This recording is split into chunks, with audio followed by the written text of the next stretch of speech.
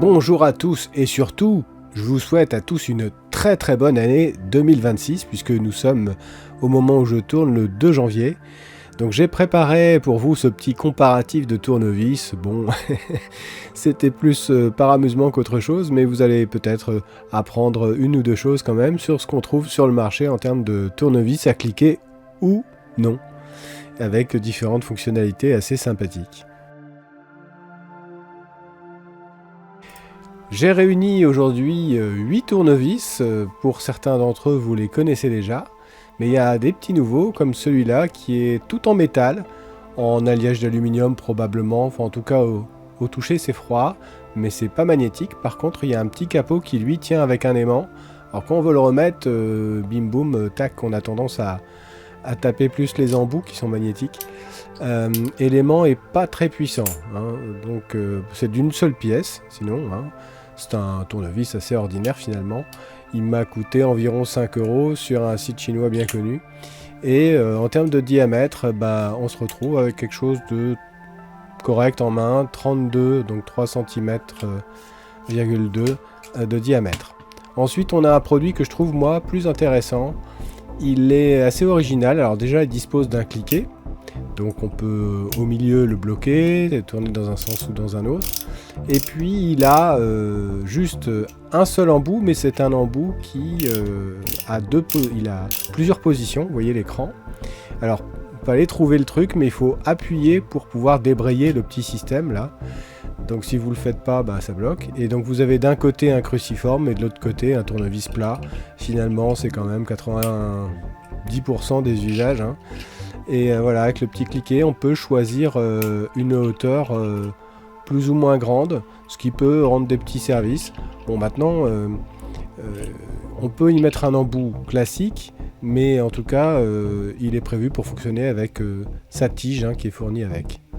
Donc ce tournevis, il est d'un bon diamètre, donc on va avoir plus de force avec ça, 38 mm, 39 quasiment.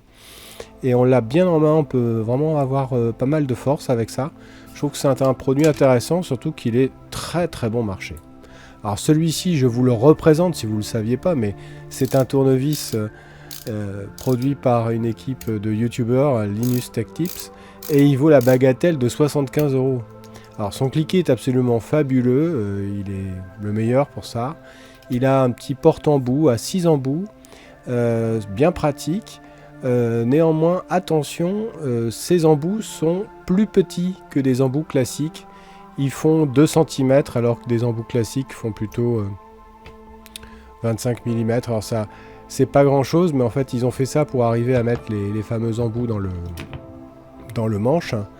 Mais ça fait que c'est beaucoup moins facile de trouver des embouts de 2 cm. C'est pas la première fois que j'ai un problème et que je cherche des embouts à 2 cm. Alors si vous connaissez une source pas trop onéreuse, moi je suis preneur, je suis intéressé.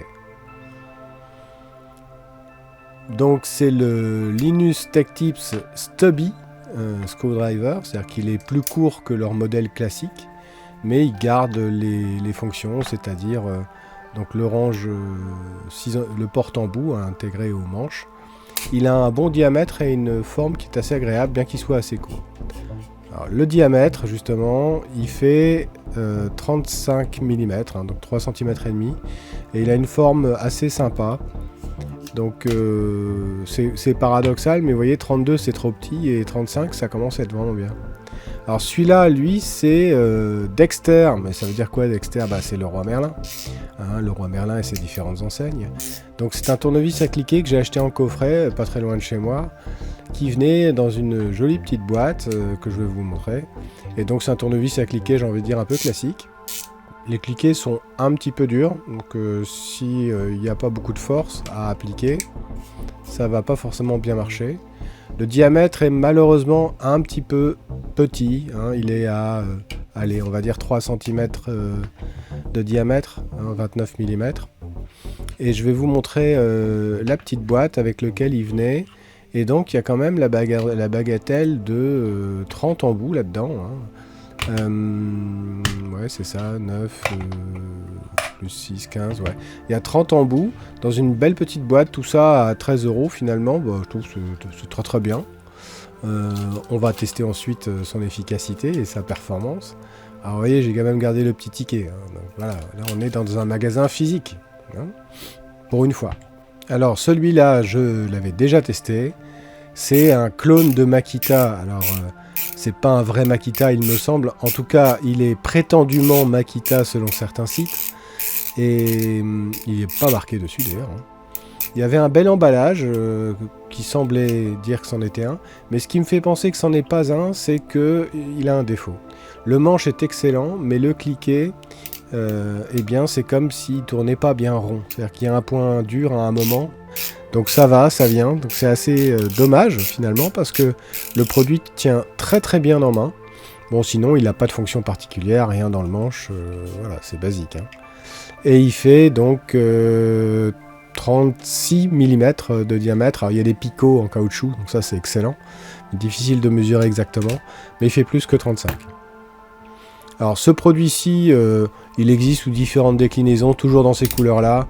Donc la tête, vous allez la reconnaître immédiatement. Hein. C'est un produit qui est très ancien en réalité. Hein. Celui-là, je l'ai acheté récemment. Et dans un magasin, on va dire, de solderie, pour presque rien, 3 € il me semble. Donc il a 3 positions, une position centrale où c'est bloqué, une position dévissage et une position vissage. La forme n'est pas désagréable, mais le manche, en fait, il est un peu petit, hein, 32 mm d'un côté et 35 de l'autre. Bah, je trouve qu'il tient pas très bien en main. Et puis son cliquet a très peu de positions. Ça, par contre, bah, vous en avez probablement un chez vous. J'ai dû acheter ça dans les années 90. Autant dire qu'il est vieux. Il a 0 fonction, mis à part peut-être cette petite couronne avec des embouts. Celui-là est en plastique plein, hein, parce qu'il existe des modèles en plastique creux. Et bon, c'est indestructible. Hein. Enfin, les petits picots commencent à partir, mais il a une prise en main absolument sensationnelle. On peut avoir une force de dingue avec ça. Et pourtant, on n'est qu'à, selon qu'on appuie sur les picots ou pas, dans les 37 mm ou moins. La tige totale, hein, sur la couronne, fait à peu près 8 cm, 8,3 de longueur. Et le dernier modèle, on va dire, c'est un peu le nec plus ultra chinois, si je puis dire. Hein. Donc la marque un peu improbable. Il a un cliquet, évidemment. Il est assez long, comme vous pouvez le voir. Mais il a plus d'un tour dans son sac. Vous allez voir ça. Déjà, d'une part, il a un porte-embout, alors qu'il faut appuyer sur les deux en même temps pour que ça s'ouvre. Et lui, dans ce manche, vous allez pouvoir mettre 12 embouts, et qui plus est, des embouts de taille classique, hein, donc 2,5 cm. Donc c'est vraiment très pratique, parce que 12 embouts, ça commence à faire beaucoup, quoi. Vous allez pouvoir avoir quasiment tout ce qui vous est utile. Et puis, deuxième chose, la tige que vous voyez, elle se déboîte et vous pouvez remplacer par d'autres choses. En fait, c'est toujours le même hexagone. Moi, j'ai acheté la version la plus luxueuse du tournevis. On est à presque 19 €, il me semble. Et donc, vous voyez, vous avez des embouts de ce type. Hein. Et puis, vous en avez un assez rigolo, peut-être un peu improbable. C'est finalement c'est pour visser, mais de façon latérale. Alors les cas d'usage, c'est quand vous n'avez pas du tout de place, par exemple, hein, pour visser. Hein, si vous pouvez pas du tout, vous devez glisser entre deux plaques et visser. Et ce petit embout là, il est bien muni d'un cliquet. Hein, donc vous voyez le petit cliquet sur le dessus. Voilà, on le pivote, hop, et là ça dévisse à la place de visser. Et vous pouvez soit le mettre comme ça, soit mettre l'embout et le mettre par-dessus. Donc quelque chose qui serait à la fois loin et très difficile d'accès en termes de profondeur, vous pourriez arriver à visser. Un petit problème, c'est qu'il faut quand même appliquer de la force sur la tête de la vis. C'est là qu'en général, on commence à avoir des problèmes. J'allais oublier de mesurer celui-là et il est à 38, donc c'est un beau bébé. On a une bonne prise en main avec ça. Les matériaux sont, on va dire, un peu ordinaires. Mais en tout cas, il a un manche avec un bon diamètre, on a de la force. Donc voilà les 8 concurrents. Alors comment on va tester la vitesse ? J'ai pris un morceau de médium, hein, quelque chose que vous pourriez avoir chez vous aussi. J'ai fait des trous de 3 mm pour les grosses vis et des trous de 2 mm pour les petites vis. J'en ai fait 10 de chaque, même si on a cuit Et alors, les petites vis, ce seront des 2 cm enfin 2,5 mm, et les grandes, ce seront des 3 mm. J'ai parlé du cœur de la vis. Hein. Le morceau de médium fait 2,5 cm de hauteur. Donc voilà les petites vis, et voilà la grande vis. Hein, donc, qui serviront à faire des tests avec plus ou moins de friction. Alors, comment ça va se passer? Vous voyez les petites vis pour le petit trou, la grande vis pour le grand trou. On va venir juste poser et faire, on va dire à peu près un quart de tour, juste de quoi faire en sorte que la vis tienne. Et le but étant de visser avec chacun des tournevis le plus vite possible. Alors, il faut que ça tienne un tout petit peu quand même. Voilà, hein, donc peut-être un demi-tour de vis à la main avant de se lancer. Alors c'est parti pour le plus simple d'entre eux, donc tout en métal. Donc ce sera à deux mains, il n'y a pas de cliquet. Hein. Donc on lance le chrono. Alors vous voyez le petit chrono, il est en secondes et en frame. Je vous en parlerai après. Et donc nous avons un temps de 9 secondes et 7 images. Donc et 21 millisecondes. Le deuxième, lui, il a un cliquet. Donc ça s'entend bien. Donc là, pas de problème, ça va bien, ça va vite.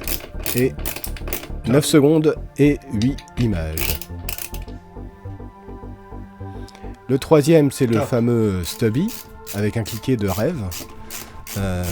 Et il termine l'opération en 6 secondes et 26 images. Donc presque 7 secondes. Alors vous voyez, même pour dévisser la vis, le cliquet marche parfaitement bien. Parce qu'il est très sensible. Alors le Dexter de Leroy Merlin, avec son cliquet qui est un peu dur, je dois l'accompagner là dans le début du vissage. Et on termine en 8 secondes et 16 images. Alors un peu le même genre de cliquet, sur celui qui tourne pas très rond. Et là j'ai eu moins de problèmes, je l'ai accompagné et peut-être qu'il est en train de s'améliorer avec le temps. Et j'ai un temps inattendu de 5 secondes 29, donc on va dire 6 secondes. Le cliquet basique, ça va s'entendre, il a un bruit caractéristique. Alors comme il n'y a pas beaucoup de crans, il faut faire des grands gestes pour avoir la même vitesse. Et il termine en presque 8 secondes, 7 secondes et 28 images. On est à 30 images secondes. Alors là, c'est le tournevis sans cliquet classique. Et comme j'ai pas mal de dextérité avec celui-là, vous voyez que je suis très rapide avec ça. Hein. Bon, bien sûr, il faut les deux mains. Hein. Donc 5 secondes et 22 images. Et enfin, on va dire le haut de gamme chinois. Ça se passe pas mal. Vous voyez que le cliquet est pas trop difficile à activer. Et je termine en 7 secondes et 10 images. Alors ça, c'était les petites vis. Et maintenant, avec les grosses vis, on va voir si ça change quelque chose. Là, on va avoir plus de friction. Il va falloir y aller plus fort. Est-ce que ça va changer quelque chose au niveau des cliquets, par exemple? Donc voilà, la grosse vis. Et on va partir avec le petit tournevis tout en métal, sans cliquer. Donc là, avec les deux mains. Et c'est parti. Et donc l'opération se termine en 9 secondes et 7 images. Alors, chose marrante, c'est exactement le même temps que j'ai eu avec l'autre vis. Je sais pas pourquoi. Alors, celui avec le cliquet, là, le cliquet fonctionne bien. Et puis là, il se passe un truc bizarre. Le cliquet marche plus et j'ai pas compris ce qui s'est passé. Je me suis dit, tiens, c'est bizarre. On dirait que le cliquet ne cliquait plus. Et donc j'ai regardé, oui, il était désengagé, il était passé en mode fixe. Je me suis dit, j'ai dû heurter le petit système pendant que je vissais. Je me suis dit, je vais lui donner une deuxième chance. Hein. Donc j'ai pris un de mes trous de secours, là, et je refais l'opération, et il va se passer exactement la même chose. Comme si, parce qu'il y avait beaucoup plus de friction, il était passé en mode fixe. Donc, bizarre. Je ne sais pas trop. Est-ce un gros défaut? C'est un défaut. C'est pas normal qu'il change tout seul. Alors, le fameux LTT Stubby. Voyons ce que ça donne. Alors lui, aucun problème, hein. Lui c'est très très agréable à manipuler. Et on termine en Top. 7 secondes et 7 images. Donc là pareil, on arrive à dévisser sans problème, parce que le cliquet est très souple en fait. Le Dexter avec son cliquet un petit peu dur. Top. Peut-être qu'il va s'assouplir avec le temps, qui sait. En tout cas, on fait l'opération en 8 secondes Top. et 19 images. Donc, le Makita, il a le même genre de cliquet, assez dur. Top. Pour la première épreuve, il s'en était super bien sorti et j'étais étonné. Et là, j'ai de nouveau un peu le problème du point dur qui apparaît. Il finit néanmoins en 10 secondes et 7 images. Le cliquet basique, donc il faut faire des grands gestes hein, parce qu'il n'y a pas beaucoup de crans au cliquet. Ça se passe correctement et on termine en... Ah, bizarre, qu'est-ce qui est tombé? 7 secondes et 26 images, et là je me suis rendu compte que la petite bague en plastique c'est tout simplement dévissé. Bon, je l'ai revissé, au moins il n'y a pas de colle, c'est pas de casse, mais c'est pas génial. Alors mon fameux tournevis basique, à deux mains forcément, là pour le coup j'ai pas de cliquet, j'ai pas le choix, mais comme j'ai une bonne dextérité avec, bah voilà, 5 secondes et 28 images, on va dire 6 secondes. Et puis le haut de gamme chinois. Alors je l'accompagne un peu au début, hein, forcément il n'y a pas assez de friction. Et il termine à 7 secondes et 13 images. Voilà le test complété et on va faire un petit tableau de résultats. Donc là vous avez les temps en secondes et en images, mais je les convertis ensuite en centièmes de seconde. Ça on peut faire le total. Pour se rendre compte duquel qui est arrivé en premier, bah, c'est le tournevis classique, mais attention, il faut utiliser ses deux mains. Le Stubby est en deuxième position, avec un temps total de 14 secondes et 9 centièmes, et le haut de gamme chinois en troisième position, pas loin derrière finalement, et ça me coûte beaucoup moins cher. Donc sur le premier, il n'y a aucune fonctionnalité, hein. Il est très solide, utilisation à deux mains absolument obligatoire, forcément. Pour le Stubby, bah, c'est le contraire. Vous avez un produit qui est incroyablement agréable à utiliser avec 6 embouts. Alors des embouts de 2 cm, hein, il faut les trouver ou les acheter sur leur site. Hein. Mais surtout, il est incroyablement cher. Voilà, ça c'est quand même un problème. Et puis le Jain Xurn, Jain Shurn, je ne sais pas comment nos amis chinois diraient. Il a un cliquet qui est correct, ni extraordinaire, ni trop dur. Il contient 12 embouts de 25 mm. Ça, c'est quand même vraiment génial. Et puis, vous pouvez l'acheter en version complète comme ce que j'ai fait. Si vous le faites, vous aurez donc énormément d'accessoires, mais vous pouvez l'acheter dans sa version la plus simple où il vous reviendra dans les 10-12 euros, je ne sais plus trop. Donc, je trouve que c'est plutôt une bonne pioche, ce Jain Shurn. Voilà, on arrive au bout de la vidéo et je voulais quand même faire un petit up sur ce petit coffret Dexter en magasin physique, parce que c'est bien aussi les magasins physiques. Et là, vous avez 30 embouts, une petite boîte sympa, qui a l'air assez costaud, et un tournevis qui marche correctement, tout ça pour 13 balles. À côté de chez vous, dans le premier Leroy Merlin que vous trouvez, j'espère qu'ils en ont encore. En tout cas, j'ai trouvé ça très chouette. Pas mal du tout, hein. Sinon ce que ça veut dire c'est qu'en magasin physique on trouve aussi des choses bien, hein. Par exemple regardez celui-ci, c'est quasiment le moins cher de tous, bah c'est bon, magasin solderie, hein, mais pareil, hein, même pas 3 euros je pense, bah il fait le job. Alors sinon moi qu'est-ce que j'en pense, bah le Stubby forcément je vais m'en servir beaucoup parce que il coûte une fortune certes, mais il est tellement agréable à utiliser, son cliquet est génial. Sinon, je dirais que peut-être le meilleur choix, si j'avais pas le Stubby, ce serait peut-être celui-ci finalement. Parce que pour moi, son gros point fort, c'est quoi? Bah, c'est tout simplement les 12 embouts que vous allez trouver dedans. Là.